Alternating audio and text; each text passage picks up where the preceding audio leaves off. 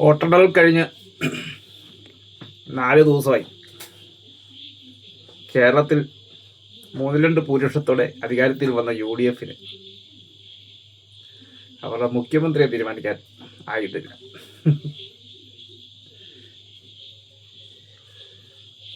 നൂറ്റിരണ്ട് MLA mark അവരുടെ മുഖ്യമന്ത്രിയെ പറയാൻ പറ്റുമായിരിക്കും. പിന്നെ എന്നതാ പറയുന്നത്? ഹൈക്കമാൻഡ് അല്ലാത്തവര് കൊള്ളാം.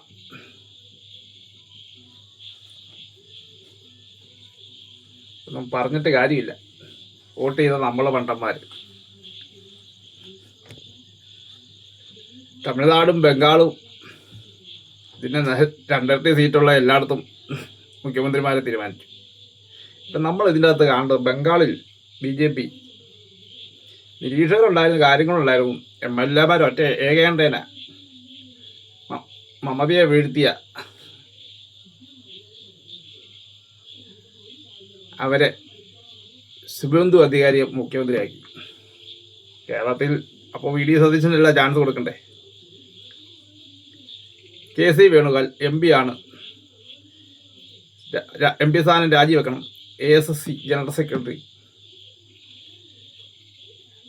അവർക്കറിയാം ഇനി കേന്ദ്രത്തിലോട്ട് അവർക്ക് ഒരു രക്ഷയില്ല. ഇപ്പം കേരളത്തിലെ അധികാരം എങ്ങനെയാണ് പിടിക്കുക, നമ്മളെ ആവശ്യങ്ങൾ നടത്തും, അത്രേ ഉള്ളൂ.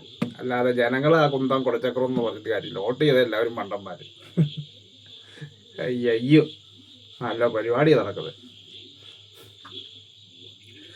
തെരഞ്ഞെടുപ്പിന് ഫൈറ്റ് ചെയ്യാൻ VD സതീശനും എന്നിട്ട് ഈ കൂടെ എന്ന MLA മാരെല്ലാം KC വേണം കേന്ദ്രത്തിൻ്റെ അധികാരം വെച്ചിട്ട് പിന്നെ ഹൈക്കമാൻഡ്.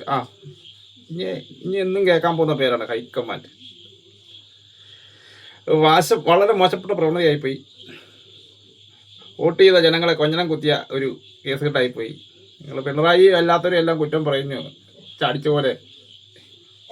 ഇത് വലിയധികം ഓടുമെന്ന് തോന്നുന്നില്ല. എൻ്റെ അഭിപ്രായം ഞാൻ പറഞ്ഞോളൂ. ഞാൻ യൂട്യൂബിൽ ഇങ്ങനെ ഒരു വീഡിയോ ഇട്ടിട്ടില്ലായിരുന്നു ഗൈസ്. അപ്പോൾ നിങ്ങളുടെ അഭിപ്രായം കൊണ്ട് കമൻറ്റ് ചെയ്യുക. തീർത്തും മോശമായിപ്പോയി. തമിഴ്നാട്ടിൽ വിജയ്ക്ക് സീറ്റില്ലാണ്ട് പോലും ബാക്കിയുള്ളവരെല്ലാം കൂടി അധികാരം പിടിച്ചു. ഇതെന്നാന്ന് ഏക നേതാവിലോട്ട് എത്താൻ ഇവർക്ക് ഈ ഇലക്ഷന് മുമ്പ് ഇവർ പറയുന്നുണ്ടോ ഇത് തെരഞ്ഞെടുപ്പ് കഴിഞ്ഞ് ഹൈക്കമാൻഡിലാണ് മുഖ്യമന്ത്രി സ്ഥാനാർത്ഥി, അതുകൊണ്ട് മാത്രമേ നിങ്ങൾ വോട്ട് ചെയ്യാവുള്ളൂ എന്ന് പറയുന്നുണ്ടോ? ഇല്ല.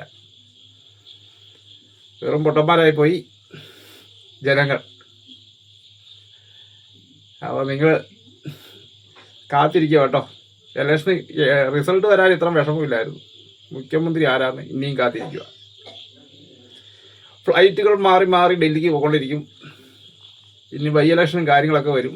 അതും ജനങ്ങളുടെ തലയിലോട്ട് വെക്കും.